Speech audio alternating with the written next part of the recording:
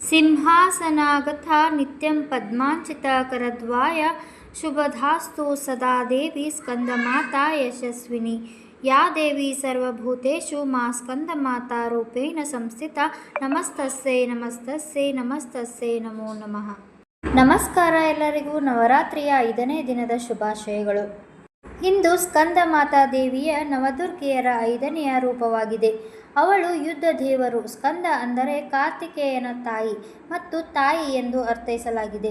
ನವರಾತ್ರಿ ಹಬ್ಬದ 5ನೇ ದಿನದಂದು ಅವಳ ಆರಾಧನೆಯನ್ನು ಮಾಡಲಾಗುತ್ತದೆ. ಈ ದೇವಿಯು ಸಿಂಹಾಸನದಲ್ಲಿ ಕುಳಿತು ಕೈಗಳಲ್ಲಿ ಕಮಲವನ್ನು ಹಿಡಿದುಕೊಂಡು ಯಶಸ್ಸನ್ನು ಕರುಣಿಸುವವಳಾಗಿದ್ದಾಳೆ ಎಂದು ಹೇಳಲಾಗುತ್ತದೆ.